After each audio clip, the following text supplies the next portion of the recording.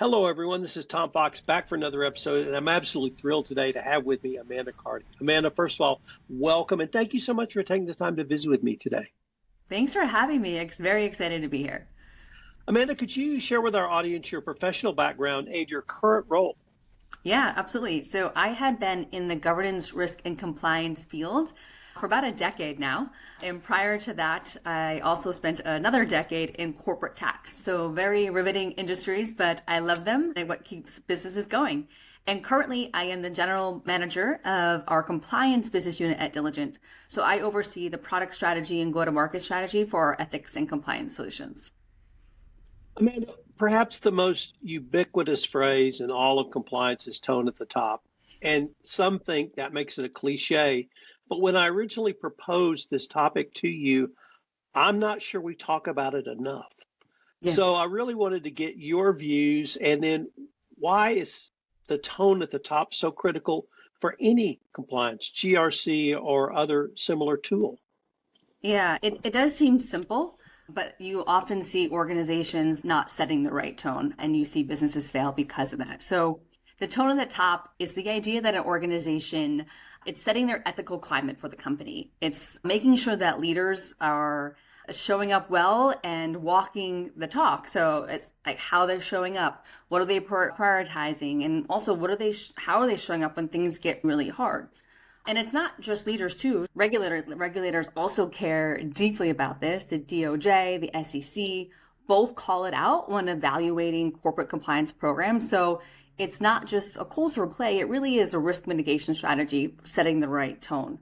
And setting the tone from the top is more than just messaging. It's about modeling values and operationalizing trust at scale in the company. And it's just crucial. It seems obvious, but again, more companies need to practice it. Amanda, I have never heard the phrase operationalizing trust at scale. That's absolutely brilliant. And you have just named this podcast. Thank you for that. It's the old marketer in me. How does Diligent really help a company either maybe self-assess, audit their leadership footprint, or conversely, leaders often express to me, Tom, I say this at meetings, but what can I do in a documented form to really make a difference? Yeah. And so it's not just putting words on a wall. Like you can't just put a poster up, or a CEO can't put it in a company email. It is so much more than that. And at Diligent, there are a few ways that we talk to companies about this. Obviously, having good governance at core is what you need, and you can build on top of that. Good governance, making sure that your good policies, accountability structures, training across the organization. But all that is really good, but it starts with behavior. It is one thing for a CEO to say, we value integrity. But it's another thing when you see the CEO, that same CEO, walk away from a high revenue deal because it conflicts with company values. So you have to model the behavior, and employees need to see that behavior. And that's really what builds the credibility in the organization. Employees will notice, they do notice when leaders sacrifice short-term gain for long-term principles. It says, this just isn't PR, this is who we are. And I think it's really important, and we help organizations get that foundation and get that structure in place. Perhaps the best definition of leadership I ever heard was I had a new client explain to the CEO what his role was, and he was not an American. He was an Italian, and he looked at me and said, I'm the ambassador. And I said, that is absolutely right. You're the ambassador of leadership. You're the ambassador of compliance. You're the ambassador of ethics. You talk about this to everyone. He goes, I can do that. And he fully embraced that role. And so if he would go to a plant, if he would go start a meeting, if he had a town hall, he would always say a few words about that. Is that something that you find really makes a difference? It really is. You have to do it on a daily basis. And I think every leader in an organization is an ambassador of that organization. And so you have to bring it to your weekly check-ins with your team members, discuss it in one-on-one, talk about, as a leader, how you navigated maybe a tricky situation and that might have compromised the company's values, and how you handled it. I think you have to bring that in to your daily practice. You got to practice to be good at it. And just saying it once and doing one training and annually on it is not enough. So I love that. I love the phrase ambassador. And I do think that leaders are ambassadors of the culture for an organization. The other thing I try to emphasize is every time a leader says something like that's actually can be a documented instance that you can record. And if a regulator ever comes knocking and they say, "What did you do, Mr. or Ms. CEO?" you actually have a record. Does Diligent really help or encourage clients to document that so that if a regulator or other stakeholder comes knocking, you can demonstrate that? Yes, we absolutely do. It's not only within our technology, but we help, it is getting the right processes, we get the right frameworks built for the company, and we make sure we help you track the activities. And by activities, I'm meaning how many employees took the training, are people engaging with your code of conduct? So we help track those activities and those metrics. But I think even more importantly is tracking the outcomes of that as well. And that's what we help do, because that's really the powerful piece of it. I'll give you like an example beyond compliance.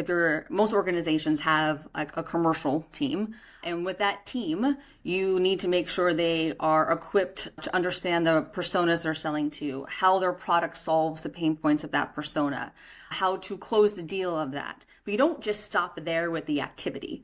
You then need to focus on, okay, are they closing deals? Are they bringing in revenue? Those are the outcomes of the activity. So at Diligent, we do both. We help you have the right activities and the right indicators, but then we also help you track the outcomes. Are you seeing a decrease in bribery reports coming from a certain jurisdiction because you did the right level of training? Or what's another great example of some of the outcomes is also saying people are actually speaking up more because they feel comfortable and confident that we put the right processes in place and the right indicators in place to allow them to raise concerns to us. It's really exciting, some of the things that we do on that front. I love your emphasis on outcomes. And in fact, the first Department of Justice compliance expert they hired back in 2017, she said the exact same thing. I'm not interested in your inputs. I'm not interested in your program. I'm interested in the outcomes from your program. So measuring that, is it possible to integrate AI into this topic in a way that is both meaningful and, more importantly, useful and can drive efficiencies and perhaps even greater revenue? Yeah. Yes, 100%. And this is where I get very excited. Obviously, with a tech background, this is where I wake up and get really excited with talking with my team about how we can leverage AI to empower our compliance clients specifically. And what AI is allowing compliance leaders to do is to detect the weak signals faster. You are able to get ahead and see patterns of misconduct, any kind of disengagement in the organization, or there could be some bottlenecks in some of the reporting workflows you have. And so it allows you to see them, I'll call them as pebbles, right? There's pebbles along the way that sometimes turn into rocks, but allows you to avoid getting the boulders that sometimes show up in the headlines. And so AI allows you just to stay ahead and get the information to you faster. It also is going to allow you to automate the repetitive tasks that you do, whether updating policies because the regulation changed, having to get training out faster and more in different types of modules and doing the compliance education. And that automating those repetitive tasks allows you and the compliance leaders to be a more strategic partner to the CEO, a more strategic partner to the board. And I get very passionate about what AI can bring. And compliance leaders are unbelievably passionate. They care about what they do. And if we can remove the burden of some of this stuff that weighs them down and allows them to unleash their potential, AI can do that. And I'm really excited that Diligent is on the journey to do that for them. Or how does Diligent use large language models to create bots that can assist not simply the compliance practitioner, but get information to employees who are trying to do the right thing, they have a question, but get them to it instantly where they don't have to try and call in or email in? Yeah. Creating the right culture for employees is allowing them to get to the information faster. Instead of sending an email to an HR asking permission if they can do something, or are they allowed to expense a meal or travel out there or whatever they need to email someone for, you just can go in ask the chat. It pulls the information and self-serves it right to the employee. So there's no more waiting. There's no more lag time. Employees can get on with their day a lot faster and hopefully avoid any mishaps because they're able to access the information they need a lot faster. So that is something we're really excited about. How does that help meet the employees where they are? And by that, I mean, we have 5 generations of people in the workforce now. And the types of mechanisms my 27-year-old daughter uses is very different than what I'm comfortable with.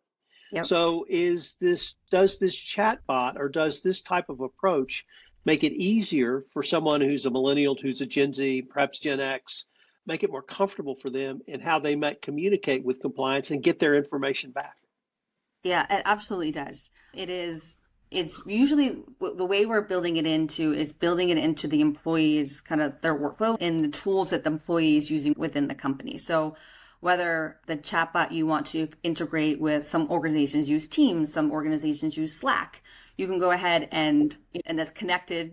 We allow organizations to connect our platform into those other APIs that pull together. And so you can ask a question through a chat, or a company might want their own chat.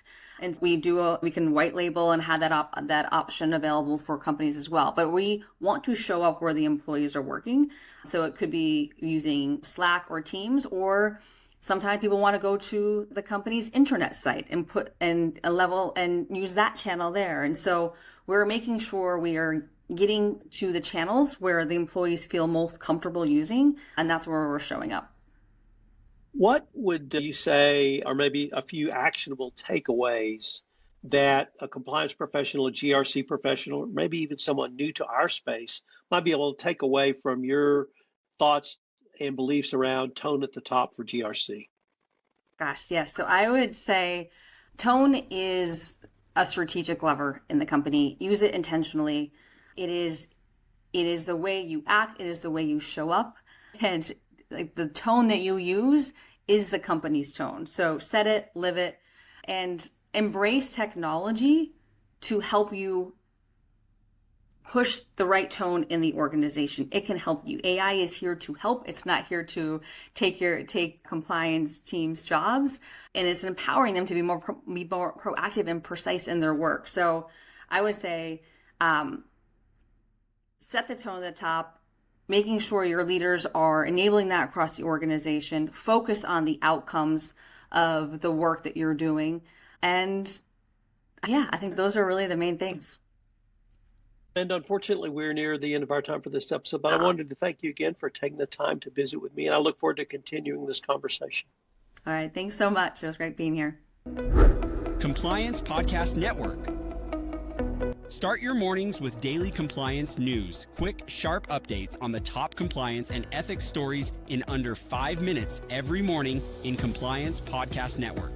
Because compliance never sleeps. Need practical advice fast? Check out Compliance Tip of the Day. One actionable idea to level up your program. Short and sweet, every day on Compliance Podcast Network. Got 10 minutes? We've got the week's top 10 stories. 10 for 10 brings you the big compliance headlines. Fast, fun, and focused. Every Saturday on Compliance Podcast Network. And don't miss the Sunday Book Review, where compliance meets culture through must-read books and big ideas every Sunday in Compliance Podcast Network. Whether you're in the office, on a walk, or commuting, stay smart, stay ethical, stay tuned. Only on the Compliance Podcast Network. Available wherever you listen to podcasts.